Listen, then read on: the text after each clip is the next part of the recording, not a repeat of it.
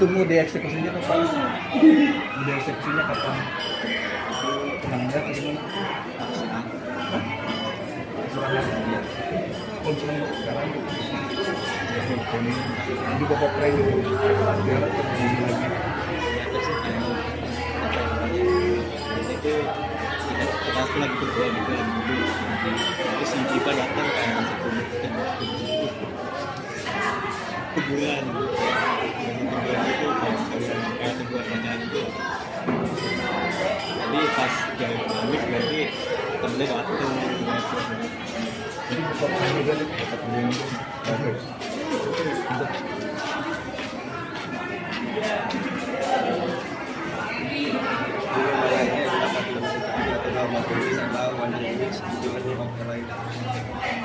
Kemarin lagu viralisi maksudnya adalah Square Enix. Kayaknya misalkan kita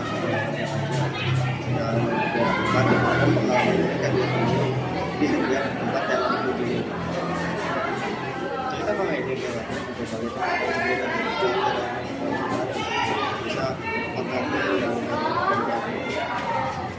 akhirnya bahkan berjalan untuk memenuhi keinginannya untuk mempelajari dunia dan belajar.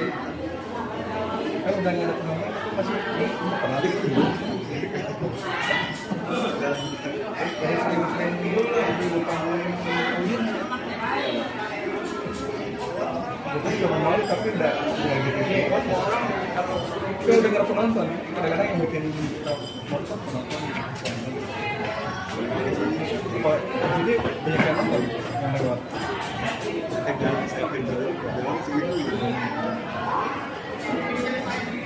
Yang lainnya melakukan perjalanan untuk memenuhi keinginannya untuk mempelajari dunia sebagai tentang budaya untuk kemudahan orang baru dan menemukan arti sejati dalam kehidupan dan kajian. Perjalanan yang lainnya menunjukkan dirinya menjadi dalam mencari kehidupan dan menemani dalam menghadapi situasi dan bertemu dengan berbagai orang. Yang lainnya belajar tentang siapa dirinya sebenarnya dan matanya dan apa yang diinginkan dari kehidupan. Itu adalah bagi kita adalah pentingnya perjalanan dalam mencari prioritas dan menemukan jati diri serta menghargai proses tersebut dalam perjalanan hidup. Fix selanjutnya.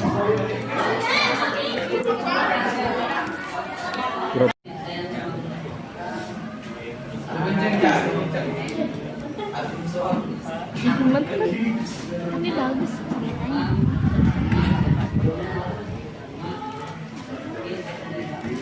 Raja kesinian, agak sini ke tengah, buka lah pelan-pelan. Jadi yang keras suaranya ya.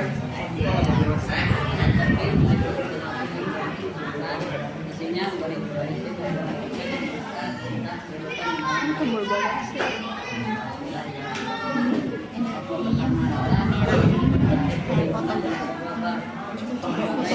Oh, nanti sama untuk mama sempat ini aku belum selesai.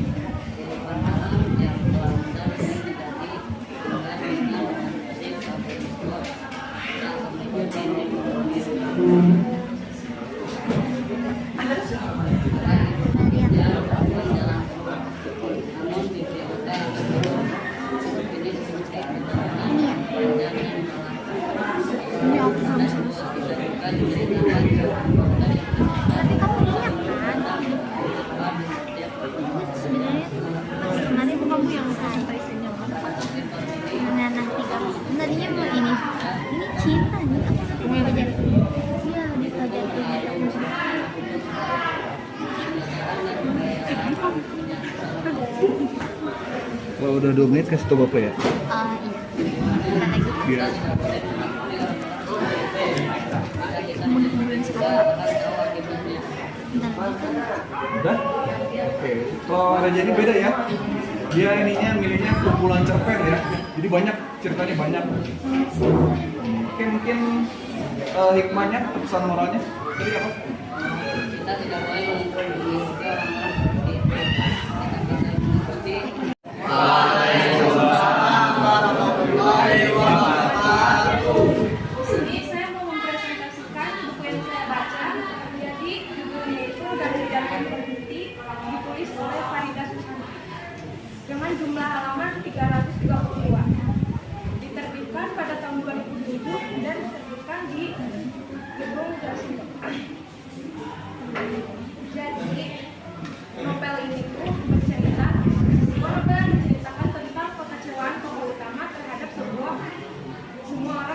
ada di sekelilingnya dan berakhir dengan rasa penyesalan.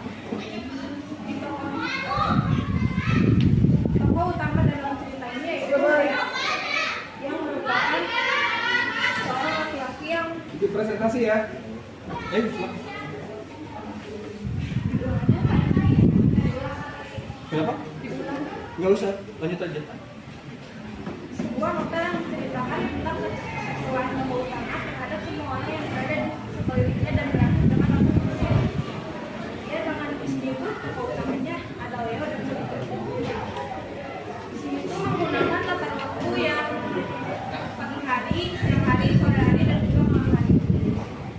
Digambarkan di sini tuh kayak di tempatnya tuh di Bandung, tapi kalau misalkan dibaca itu ada di sekolah, di kantin, di rumahnya si Leo, sama di jalan raya. Kehidupan si tokoh utamanya tuh sangat kelam.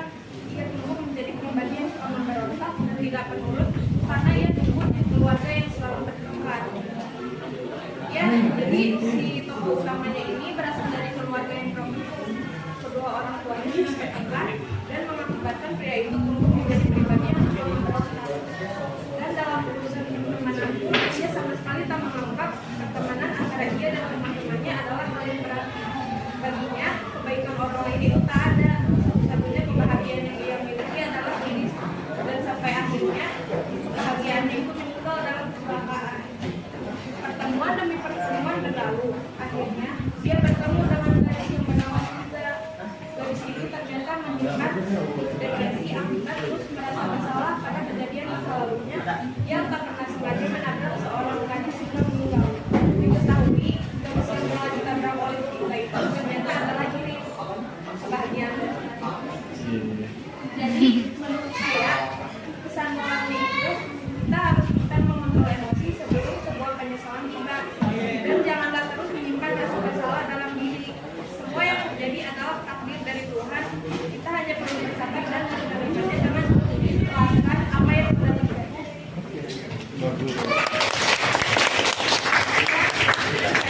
Ya.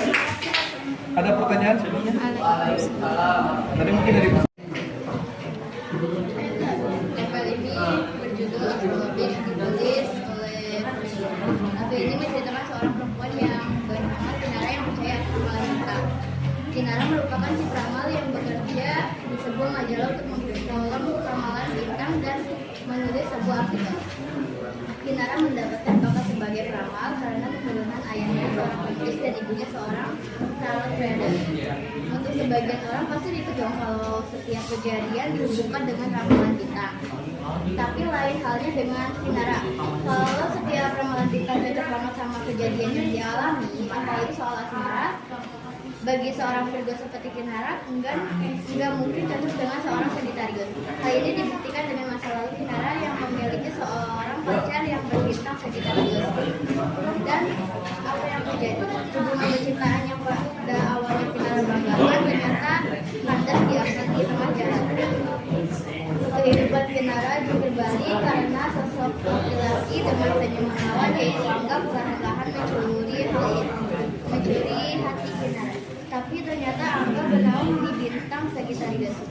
Hal itu membuat Kinara was-was karena hubungan percintaan Kinara dengan cowok berbintang Sagittarius tak pernah berjalan dengan mulus. Semakin kuat Kinara membangun benteng dan pertahanan agar tidak menganggap serius Angga. Perlahan-lahan perasaan Kinara menuju kepada Angga. Semua perhatian dan kesamaan antara Angga dan Kinara tak dapat dielak oleh Kinara. Dan pada akhirnya Kinara harus memilih percaya kepada perasaannya jika dia benar-benar jatuh cinta kepada Angga meskipun dia seorang Sagittarius. Enggak, Kenapa sih ini. Sagittarius? Enggak. Emang Sagittarius kenapa sih? Cowok berbintang Sagittarius bukan? Yang Sagittarius siapa di sini? Ada? Sagittarius itu lahirnya ya tanggal berapa ya? Dekat bulan apa ya? Ada Sagittarius? Jumat tanggal Kamis. Ada ya. Kalau Bapak Virgo ya? Virgo. Gitu ya maksudnya amanatnya apa kira-kira? Sebenarnya kita jangan terlalu mempercayai ramalan kita. Iya, Seperti gitu ya. itu karena yang tahu jodoh kita cuma Tuhan. Oke, oke, agak dalam nih. Ya, jangan terlalu percaya sama ini ya, sama apa namanya? Zodiak gitu ya. Kadang-kadang kan zodiak ramalan itu kan ini ya, suka apa ya, ada Rasi bintang. primbon gitu ya. Yang misalkan ya kayak tadi ya, Sagittarius nggak cocok sama Virgo misalkan ya. Terus si Gemini nggak cocok sama ini gitu ya. Jangan terlalu percaya itu ya, namanya jodoh. Nggak ada yang tahu ya. Cuma mungkin kalau misalkan Bapak coba amati ya, kalau yang pasangannya cocok itu dia mempunyai dua kepribadian yang beda biasanya ya. Jadi misalkan yang satunya cerewet, biasanya satunya kalem gitu ya. Dan seperti itu ya. Jadi jangan percaya ramalan bintang ya. Kalau misalkan percaya sama ramalan itu, hukumnya apa kalau di itu? Musrik ya, musrik. Oke. Ada yang percaya ramalan bintang? Enggak. Ada ya? Oke, dia silakan. Makasih Lia. kuliah bersama di Batam. Nah, balik ke Jakarta karena ayahnya Maaf ya, tangan kiri. dan tidak mau menjalankan perusahaannya. Udah masukin ini ke sini ya, bentar habis selesai. Kemudian Wai dan Kinan saling jatuh cinta. Sayangnya saat itu Wai sudah memiliki pacar. Wai dan berusaha menenangkan hati Kinan dengan tipu dayanya malah membuat Kinan dan tidak percaya diri.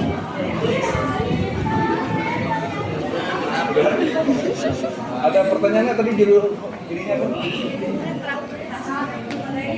Ada pertanyaan nggak? Amel? Ada? Nggak ada ya? Silakan Amel, kamu pilih berikutnya.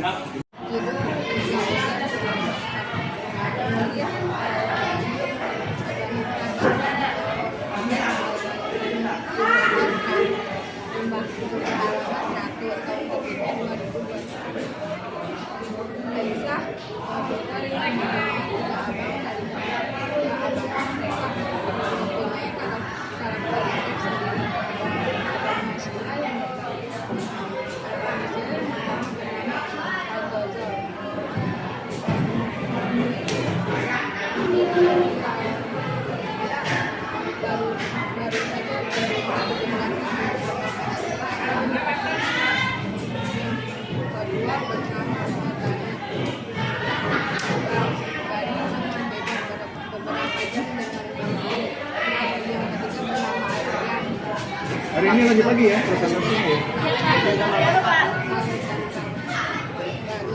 Semua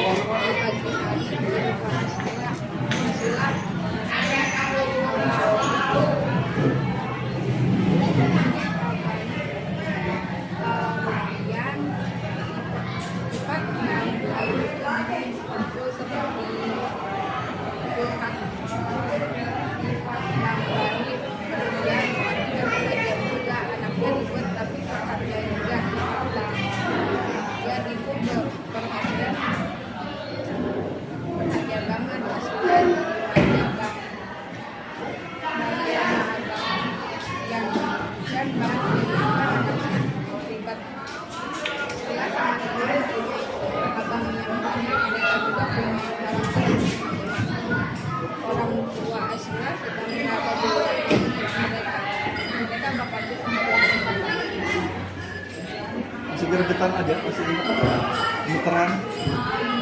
Padahal udah. Kiri dikit ya. Ya.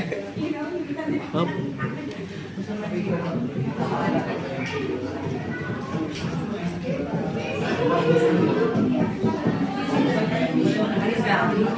Ayan Mak, udah setel aja. Aduh.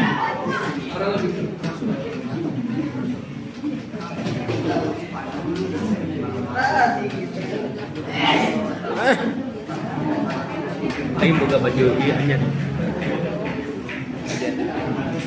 Dia ingin bawa baju hanya, lengker ya. Lengker. Main baju lebaran baju muslim. Baju koko ya. Ini baju lengker ya. Lengker. Ini 120 di 100. Tadi 100 berapa? 120, turun jadi 120.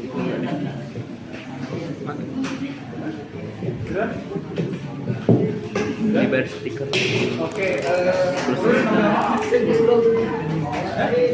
Spora ya, oh ya Spora ya, Bapak pernah suka baca ya? Ayo udah pernah baca ya Spora? Spora itu misteri ya, novel misteri ya? Jum. Iya. Oh gitu ya. Ih, koski karena coba guys pada ini setting. Gitu. Ya, jadi jamurnya bisa menginfeksi orang-orang ya, jadi kayak zombie ya. Jadi kayak zombie. Kalau di game mungkin ada game ya, game mungkin di film Last of Us gitu ya, Last of Us. Kalian pernah tahu benar Last of Us? Jadi ya kalau sekarang kalian sering dengar zombie nggak? Zombie. Dengar, Pak. Iya, itu kayak yang kayak yang udah mati tapi masih gerak-gerak gitu ya zombie itu. Jadi ini secara saintifik bisa terjadi sekarang. Jadi nggak bohongan ya Bapak ya. Jadi secara saintifik bisa terjadi. Ada beberapa jamur ya yang kalian ketika kalian konsumsi atau menginap, kalau jamur itu kan sifatnya benalu ya. Jadi dia bergantung pada inangnya ya. Jadi kalau misalkan jamur itu menginap di inangnya itu, jamur itu bisa menguasai inangnya ya. Jadi segala yang dimakan oleh jamurnya, segala yang dipikirkannya itu dikonsumsi oleh inangnya. Itu ada yang namanya, apa lupa ya, nama ilmiahnya apa gitu. Cuman hati-hati nih ya, karena kejadian ini udah terjadi di beberapa negara di negara bagian di Amerika ya. Di Amerika udah ada tuh. Jadi kayak apa ya? Kayak orang hidup, orang mati jalan lagi gitu ya. Jadi dia hilang ingatan, kayak mabuk gitu ya. Jalannya juga ini. Terus dia juga kayak apa ya? Kayak mencari makan gitu ya, mencari makanan apa aja yang bisa ditebak dia makan. Itu udah ada kejadiannya di Amerika ya. Bisa kalian lihat di Google. Jadi hati-hati ya, jangan mengkonsumsi jamur atau mengkonsumsi obat-obatan terlarang itu. Jamur itu maksudnya itu obat-obatan terlarang ya. Oke, terima kasih.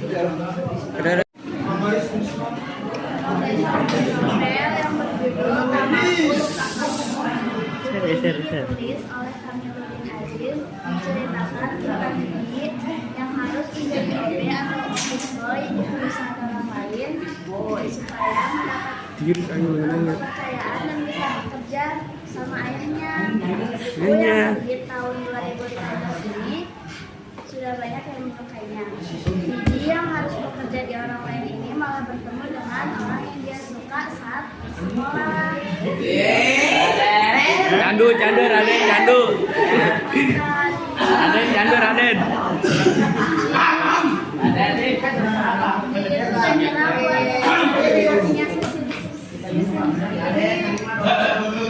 Pas dia udah Kiring.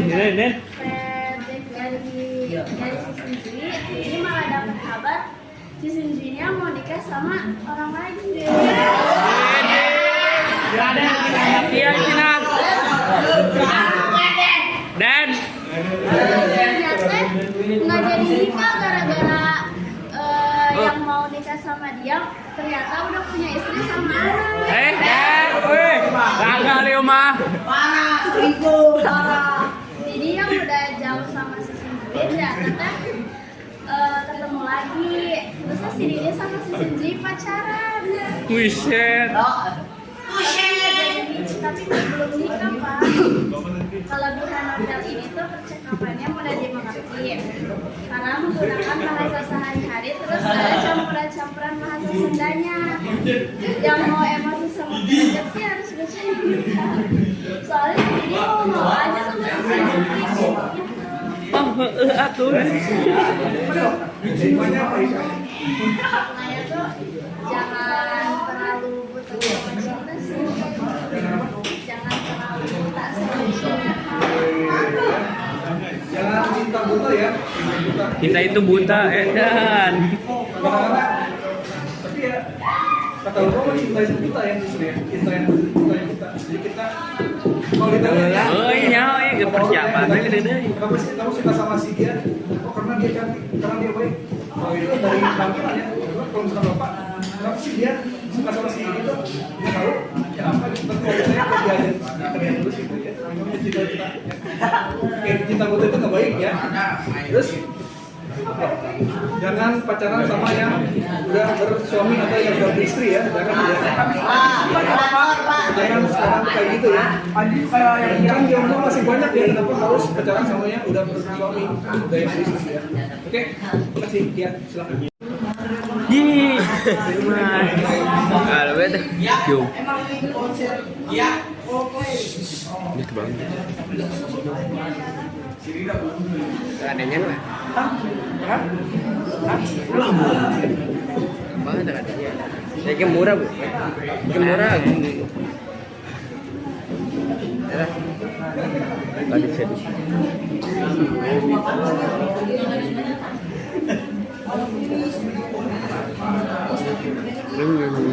Pas aku bilang udah ini lah nenek dia pakai itu tiga tek ya.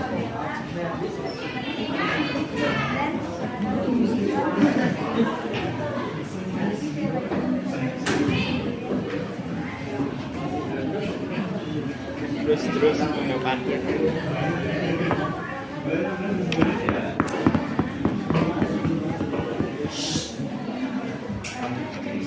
Enggak bisa nanti namanya action ya. Kamera action.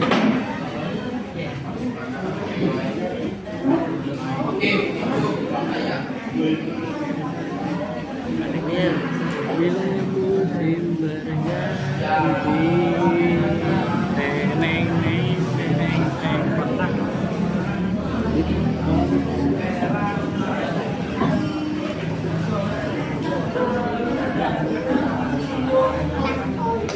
Oh enggak sih. Tapi nggak apa. Hikmahnya masuk hikmahnya. Iya, jawab kita. Ngadep sekarang itu, ngadep. Hikmahnya adalah apapun masalahnya senyumin aja, gitu ya. Oke, mungkin ada pertanyaan? Silakan ya. Belum sempat. Ini Ada? non cerita. Kandep dong. Iya.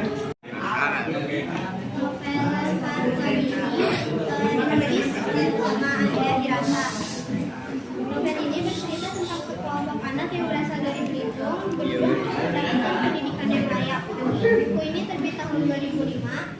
Buku ini menceritain tentang perjuangan 10 siswa SD Muhammadiyah.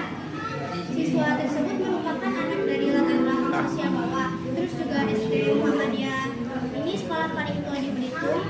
Bahkan bangunannya udah nggak layak dipakai lagi buat sekolah. Awalnya sekolah ini udah Gacana boleh tapi satu-satunya guru di SD itu guru muslimah tanpa jiran nyari siswa yang bisa sebagai syarat supaya SD Muhammadiyah dapat tetap berdiri. Terus akhirnya datang si Harun ini, anak dengan keterbelakangan mental yang mendaftar ke SD Muhammadiyah. Ikal dan teman-temannya dapat guru kelas terbantu oleh Ini ya potong bebek sang potong memek anak ibu mau yang mereka em segala keterbatasan yang menghalangi mereka. tak memek Iya, benar.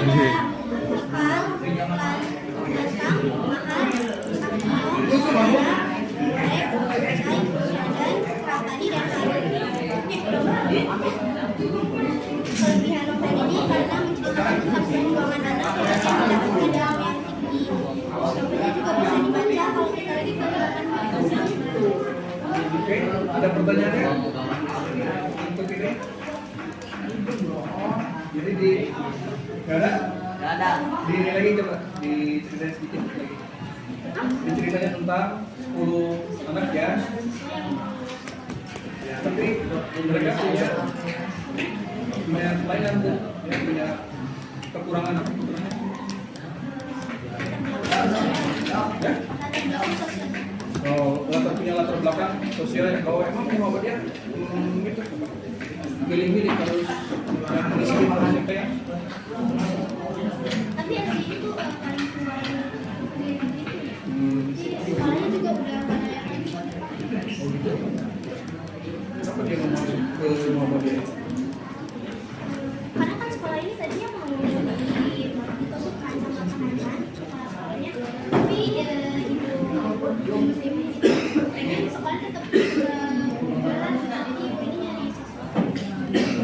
siswa tapi siswanya nggak bisa, mungkin sekolahnya juga kesulitan ekonomi gitu ya, terus hampir bangkrut, pengen ditutup, cuma karena mungkin muridnya juga jarang ya, kurang gitu. Tapi si kepala sekolahnya, yang punya sekolahnya itu berinisiatif buat dari murid-murid ya, meskipun yang ketemu itu gurunya ya, berinisiatif untuk mencari murid-murid baru gitu ya, meskipun mungkin murid barunya itu ternyata sama ya, nggak bisa membantu dalam hal ekonomi ya. Terus gimana akhirnya ceritanya? Ada tentang nyanyi bambu.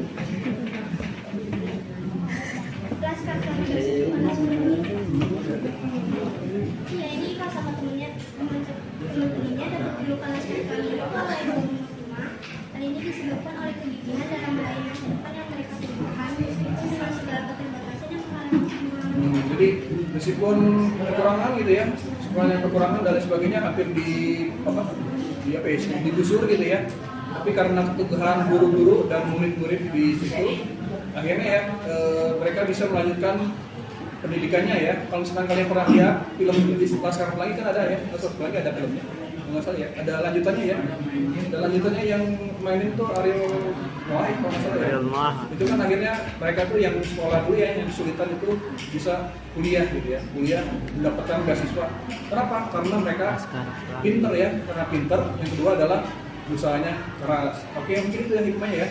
Jadi kita apapun dirinya, sama kayak tadi itu, apapun itunya ya kondisinya, ketika kita berusaha ya, belajar dan berdoa itu insya Allah ya, nanti setiap masalah yang kita hadapi akan diberikan solusi oleh Allah ya. Oke, makasih. Adalah. Ayo sama Bapak deh, Bapak hafal lagunya apa? Hah? Ini Happy Birthday. Happy Birthday. Yaudah, sama Bapak nyanyi Happy Birthday. Ya. Nyanyi lagu apa yang selamat ulang tahun? Selamat ulang tahun ku ucapkan. Ya itu, apa enggak? Enggak apa, Happy Birthday aja deh, Happy Birthday. Iya, apa kan Happy Birthday? Happy Birthday apa? Yaudah, 1, 2, 3. Happy birthday to you. Happy birthday to you. Happy birthday, happy birthday, happy birthday to you. Udah gitu doang ya, masa nggak hafal? Ya karena suaranya nggak kedengeran tadi. Ulang lagi. Cuma gitu doang tadi. Udah. Ya, udah. Woi. Laskar. Ayo. Judul bukunya Anak Tiga Warna, penulisnya Jadi, penerbitnya Gramedia Pustaka Utama. Jumlah bukunya 477 halaman. Tahun terbitnya 2011. Buku ini menceritakan tentang sosok anak muda bernama Arif Fikri yang punya mimpi besar dan tekad yang kuat namun selalu dibenturkan dengan segala rintangan. Tokohnya ada Alif, Aisyah, Handai, sama Ayah dan Togar. Latar dari hidupnya menggunakan latar waktu pagi, siang, dan malam hari, dan latar tempat yang digunakan yaitu di Manijau, Bukit Tinggi, Jawa Barat. Baik Jaki. Ya. Baiknya, ini menunjukkan bahwa novel Karena Tiga Konaon? Warna bertema perjuangan Itu seseorang loh. mencapai cita-citanya dengan doa dan kerja keras.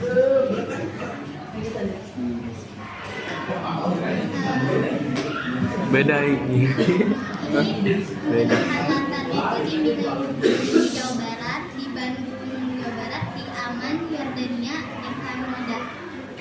Ininya alur yang digunakan dalam novel Karena Tiga Warna ini menggunakan alur maju, di mana menceritakan tokoh Alif dalam mendapatkan ijazah untuk pendidikan yang lebih tinggi agar bisa meraih cita-cita. Udah. Ceritain sedikit tentang cerita itu tersebut. Jalan ceritanya. Jadi si Alif pengen kuliah ke Madinah, tapi kayak keluarganya tuh kayak susah gitu. Terus banyak rintangannya juga. Terus dia selalu berdoa ke Tuhannya supaya kayak minta dibantu gitu, pengen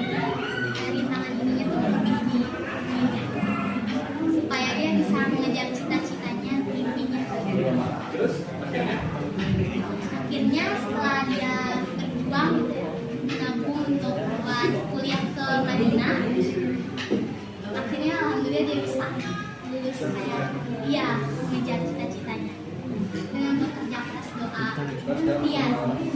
Jadi tipenya apa? Dari jenaka tersebut tipenya apa? Ikhtiarnya tuh harus sabar dalam menjalani takdir yang telah Tuhan akhirnya Dari takdir yang telah diatur. sabar, terus berusaha, Ikhtiar, tawakal. berdoa ya. Tawakal, ikhtiarnya jangan lupa ya. Berdoa doang cukup kan? Nggak cukup. Harus ada belajar juga. Belajar cukup kan? Nggak cukup. Harus berusaha juga ya. Jadi gitu ya, berusaha, belajar, dan berdoa. Bagus, terima kasih. Ya. Silakan Ayah. Jelasin dulu judul bukunya, penulisnya siapa, penerbitnya siapa. Judulnya Anes Gadis Berpenciuman Emas, halaman 116. Penulisnya Panji Dedi Wibisono, penerbitnya Z2. Buku tentang gadis kecil berhati mulia yang patut ditiru semua orang meskipun hidupnya selalu kesusahan. Anes merasakan ada yang aneh dalam dirinya. Dia tidak dapat mencium sebuah cincin emas pemberian Allah. Namun Anes tidak merasa bingung. Dia telah menemukan sesuatu yang jauh lebih berharga dari emas. Kata pemborong nih. Karena ibunya Hah? Salah bu ya. Hikmahnya apa? Dari buku tersebut. Hikmah yang bisa didapatkan.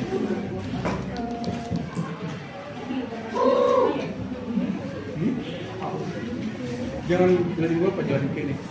Jadi kita harus, biasanya hikmahnya itu pesan moralnya buat semua gitu. Apa moralnya, hikmahnya?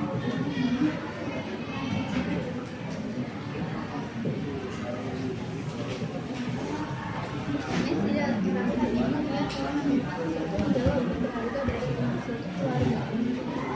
Tuh. Berarti hikmahnya adalah keluarga adalah emas. Keluarga adalah emas. Mas Joko, Mas Rijo.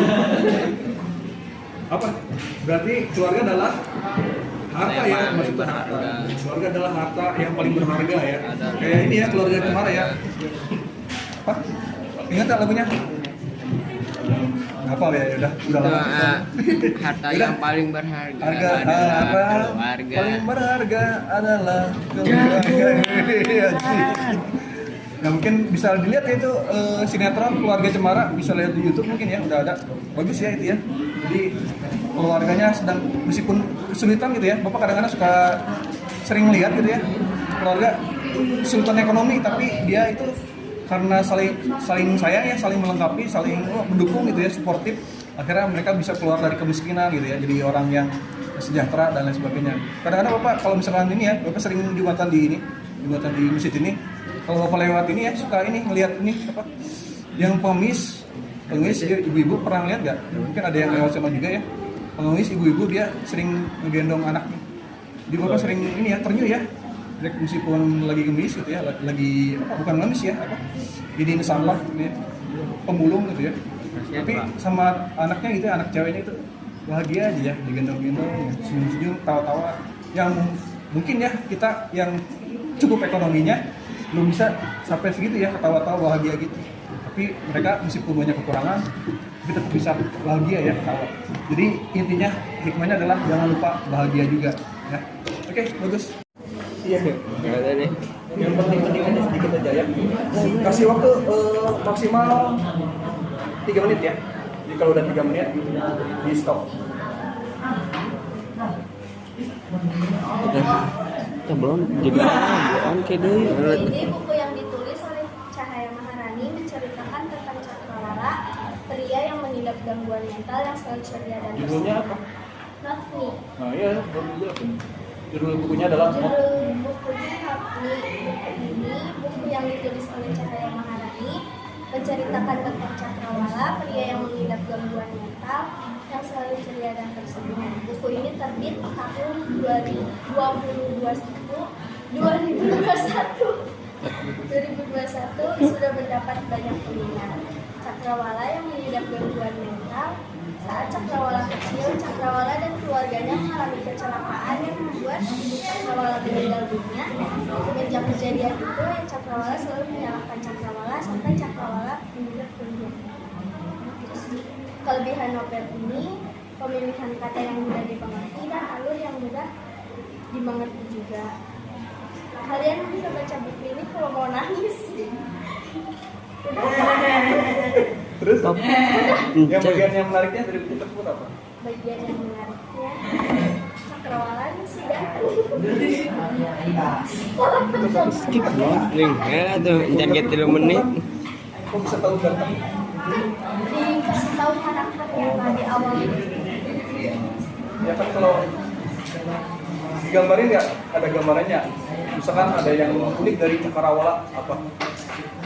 Yang uniknya tuh dia tuh selalu apa ya, kayak dia kalaupun mau kan dia dibully tadi semua, gak pernah kayak ngelawan, kayak selalu senyum, selalu baik gitu ke orang-orang. Oke. Ada pertanyaan? Buat Notni yang Notni? Nggak ada? Nggak ada ya? Oke, makasih.